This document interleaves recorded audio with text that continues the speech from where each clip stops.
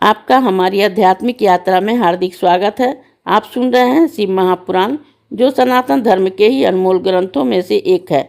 इस श्रृंखला में हम आपके लिए ही इस दिव्य ग्रंथ के प्रत्येक अध्याय का शाश्वत पाठ प्रस्तुत करेंगे। आइए इस ज्ञान और धर्म की ही यात्रा को आरंभ करें। भगवान महादेव की महिमा और उपदेश से ही सजी इस पावन कथा के साथ ही ओम नमः शिवाय।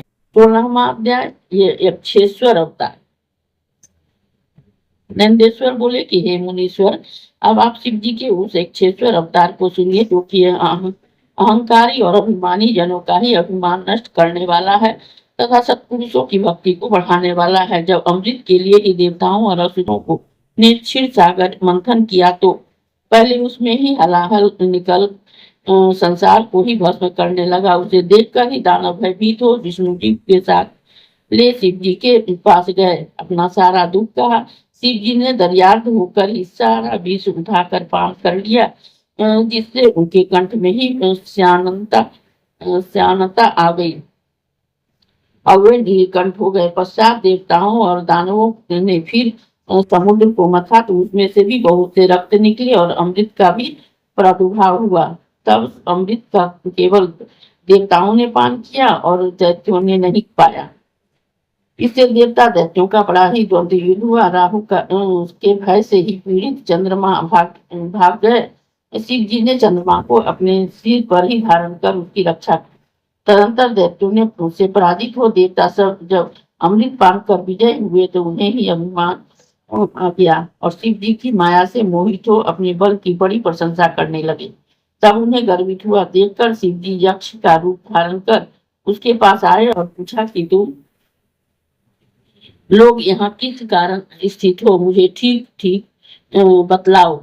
देवताओं ने कहा, यहाँ पर भयंकर युद्ध हुआ है, उसमें सारे दैत्यों का नाश हो गया है। जो बचे हुए भाग गए बचे हैं वो भाग गए और हम सब बड़े पराक्रमी हैं। हमने दैत्यों को मार डाला है तथा हम बलवानों के आगे दैत्यों का बल तुच्छ है। यह हम लोग विचार कर रहे हैं। इस पर ही यक्षेश्वर ने कहा, हे देवताओं, यह तुम्हारा गर्भ विंध्या है। तुम्हारा निर्माण करने वाला स्वामी कोई दूसरा ही है। क्या तुम लोग किस महादेव को भूल गए हो, जो व्यर्थी अपना बल बखानते हो? यदि तुम्हें अपने बल का पर ऐसा ही अभिमान है, तो उसकी परीक्षा करो। मैं यही एक तिनका स्थापित करता हूँ, तुम लोग इस तिनके को अपने अस्त्रों से ही काट दो। ऐसा कहकर सत्पुरुषों ने गतिदाता तथा यक्ष रूपी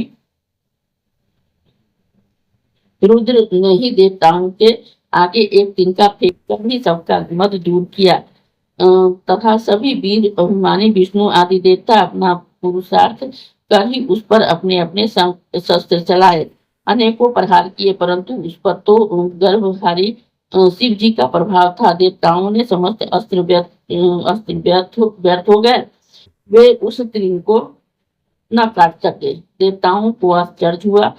तब उनके उस आश्चर्य को दूर करने के लिए ही वहां तक्षण एक आकाशवाणी हुई, यह यक्ष सब गर्भों से विनाशक शंकर महादेव है। यही परमेश्वर है, कर्ता पालन करता और विनाश करता है। क्या अब तक भी तुम लोगों ने अपने मत के कारण उन्हें नहीं जाना? इन्हीं के बल से तो सारे जीव बली हैं। यही तुम्हारे प्रभु शंकर है। इस आकाशवाणी को सुनकर ही देवता आश्चर्यचकित हो उस यक्षेश्वर ईश्वर को प्रणाम कर उन्हें संतुष्ट करने लगे। देवताओं ने शिव जी की ही बड़ी स्तुति की। तब यक्ष नाम सब देवता को समझाकर वहीं उनका ध्यान हो गए। यक्षेश्वर के रूप में ही शिव जी ने सबका मदहरण किया। शिव जी का यह निर्मल इतिहास सबका अभिमान नाशक और सज्जनों को शांति देने वाला है। इससे सज्जनों की मुक्ति प्राप्त होती है और जो बुद्धिमान पुरुष है उसको सुनता है अथवा सुनाता है, उसकी सब कामनाएं पूर्ण होती है। अंत में समय आने पर ही उसे मोक्ष भी प्राप्त होता है। इस अध्याय के श्रवण हेतु आपका हृदय से धन्यवाद। हम आशा करते हैं कि शिव महापुराण की यह दिव्य कथा आपको आध्यात्मिक शांति और गहन ज्ञान प्रदान कर रही होगी। कृपया अगले अध्याय के लिए हमारे साथ जुड़े रहें और अपने सुझाव एवं भावनाएं कमेंट के माध्यम से अवश्य साझा करें। धर्म, भक्ति और ज्ञान की इस पावन यात्रा में आपका साथ हमारे लिए अत्यंत मूल्यवान है।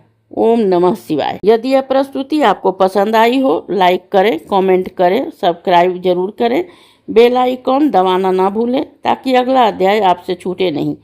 और इस पावन ज्ञान को ही शेयर करें अपने परिवार और मित्रों तक।